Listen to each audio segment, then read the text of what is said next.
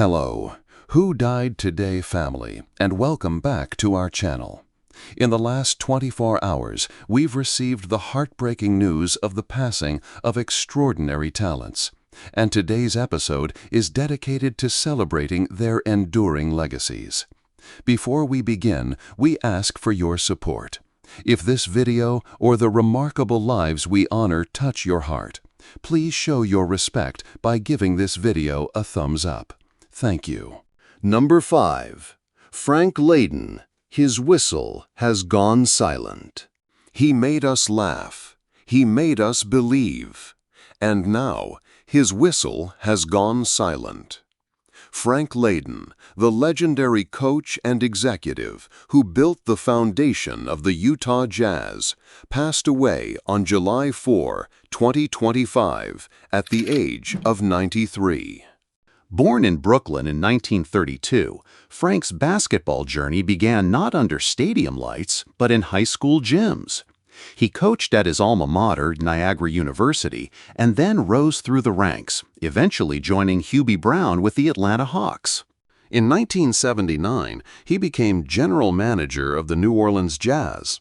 And in 1981, when the team moved to Utah, Frank took over as head coach.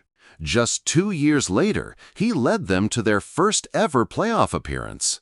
By 1984, he was named both NBA Coach of the Year and Executive of the Year, a rare and remarkable achievement. But Frank wasn't just a coach. He was a showman, a storyteller, a leader. He brought John Stockton and Karl Malone to Salt Lake. He brought Utah into the national conversation. And he did it all with a booming voice, a brilliant mind, and a heart full of laughter. Frank Layden's passing was confirmed by the Utah Jazz organization. There will never be another like him. If Frank made you smile, if he made you proud to be a Jazz fan, please honor him by leaving a comment with your favorite Layden memory. Like this video. Subscribe to help us keep legends like Frank alive through story. And never forget, his whistle may be silent now, but the echoes of his laughter and leadership will never fade. Rest easy, Coach. You'll always be part of our team. Number 4. Gerald Harper. He had the kind of voice that wrapped around you like a warm blanket, and a presence that made even the quietest roles feel profound. Today, we say goodbye to one of Britain's most cherished performers, an actor, a broadcaster, a gentleman of rare charm. Gerald Harper has passed away at the age of 96. Born on February 15, 1929, in Barnet, Middlesex, Gerald George Frederick Harper began life with dreams of becoming a doctor. But fate had a different script in mind. After serving in the Royal Artillery, a young Gerald traded textbooks for the stage, earning his place at RADA and quickly becoming one of the era's most distinguished voices. From his unforgettable roles in Paradise Lagoon and The League of Gentlemen to the commanding elegance he brought to the BBC's Gazette, Gerald was never merely acting, he was embodying. In 1969, readers of TV Times voted him Actor of the Year, a title that only scratched the surface of his artistry. Off-screen, he lent his voice to the airwaves of Capital Radio and BBC Radio 2, captivating a whole new generation with every thoughtful word. Twice married, first to actress Jane Downs, then to Italian stewardess Carla Rabaiotti, Gerald was a father, a husband, a storyteller, a man who lived not for fame, but for the art. He died peacefully in the UK on July 2, 2025. The curtain has now gently fallen. But his work, his warmth, and his voice will echo forever. If Gerald Harper ever made you pause, smile, or feel deeply, please leave a comment below. Share your memory. And subscribe to join us in honoring legends who deserve to be remembered. Rest in peace, Gerald. Your stage may be quiet now, but your story lives on. Number 3. Olivia Munn. She fought cancer silently, but what she just revealed about her mom shocked the world. She smiled for the cameras. She made us laugh. She made us think. But behind that radiant smile, she was hiding a terrifying truth. And now, it's not just her. Today, we remember a woman many feared we might lose, twice. One of Hollywood's brightest stars, a warrior off-screen, and a daughter now standing shoulder to shoulder with her mother in the fight of their lives. This is the story of Olivia Munn and the heartbreaking revelation that has stunned fans across the world. She was once dubbed the Geek Goddess, lighting up screens on Attack of the Show, X-Men, Apocalypse, and The Newsroom. But in 2023, she disappeared from the spotlight. And now we know why. Born on July 3, 1980, in Oklahoma City, Olivia Munn grew up between two worlds, America and Tokyo. Raised by her Vietnamese-Chinese mother and a U.S. Air Force stepfather, she found her voice in theater before studying journalism at the University of Oklahoma. But it was her fearless charm that led her to the spotlight and into our hearts. Behind the scenes, Olivia always battled with inner resilience. A woman in tech TV, a woman in comedy, a woman in action movies. She constantly broke the mold. But in early 2023, her toughest role began in silence. From her early G4 hosting gigs to blockbuster roles in Magic Mike, The Predator, and The Newsroom, Olivia's sharp wit and fierce intelligence set her apart. She championed women's rights, spoke out during the Me Too movement, and became a style icon in the process. But nothing prepared her, or us, for the diagnosis that followed. In 2024, Olivia revealed she had undergone a double mastectomy and hysterectomy after being diagnosed with luminal B breast cancer in both breasts.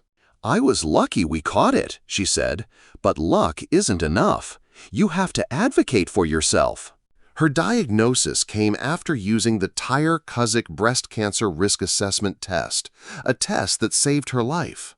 She endured 4 surgeries in 10 months. The physical pain was real, but so was the silence.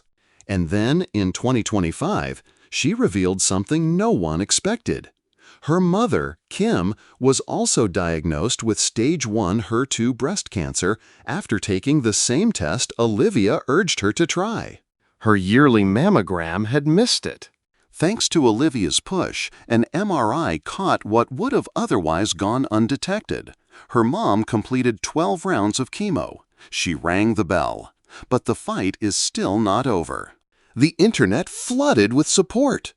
"She saved her mom's life," one fan wrote. "She's not just a superhero on screen, she's one in real life." Olivia Munn has become more than an actress. She's become a voice for early detection, a champion for health advocacy, and a reminder that even warriors need help sometimes. In a world where we've said goodbye to too many bright souls to cancer, Olivia's story offers something rare: hope.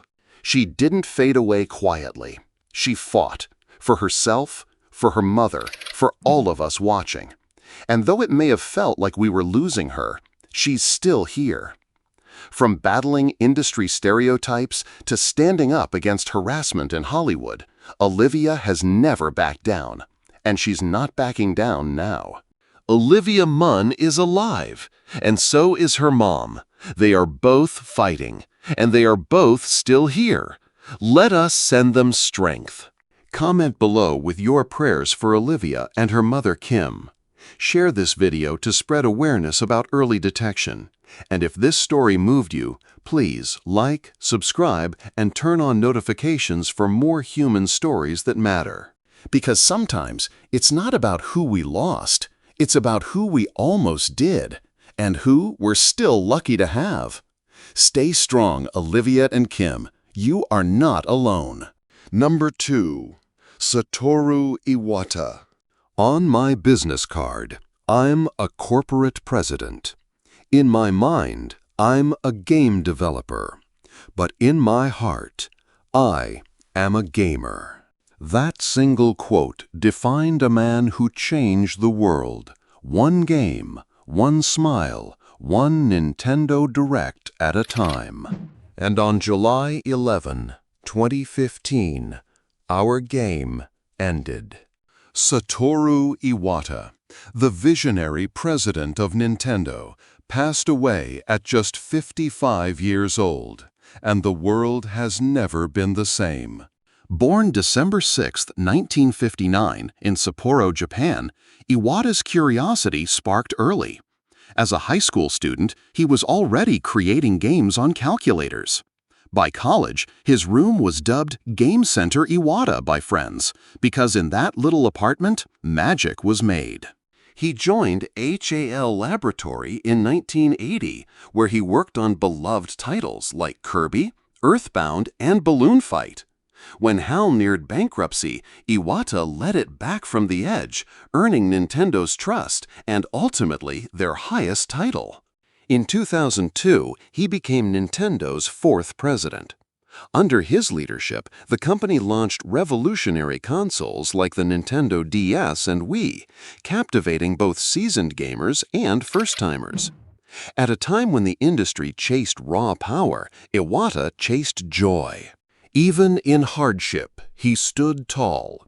When Nintendo struggled, Iwata cut his own salary in half to protect his employees. When cancer came, he fought quietly, still smiling for fans, still leading with heart. In 2014, he underwent surgery for a bile duct tumor. He returned to work, but a year later, the battle returned. On July 11, 2015, he passed away in Kyoto, Japan. Fans around the world mourned the man who gave them childhood, comfort, and joy. Tributes poured in. Fans gathered outside Nintendo headquarters. And across the globe, one phrase whispered louder than all. "Thank you, Iwata. Because of him, we didn't just play games, we believed in them." If his work ever brought a smile to your face, please like this video, share your favorite Iwata memory in the comments, and subscribe to help us honor legends who shaped our hearts. Satoru Iwata has logged out, but his legacy will never game over. Number 1. Louis Jardin. He came into this world on July 4th and left it exactly 75 years later on the very same day.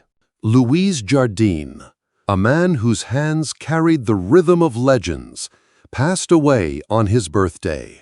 A life lived in perfect time, ended on a beat no one saw coming. Born in Madeira in 1950, Louis Jardin didn't just make music, he made moments. His percussion shaped the soundtracks of our lives. From the streets of Funchal to the grandest stages in the world, he played with heart, with soul, with fire. In England, he rose under the name Rouge, selling millions of records in the 70s.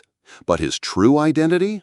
A pioneer, a genius, a quiet force behind icons like David Bowie, Elton John, Grace Jones, Seal, Tina Turner, and even Michael Jackson.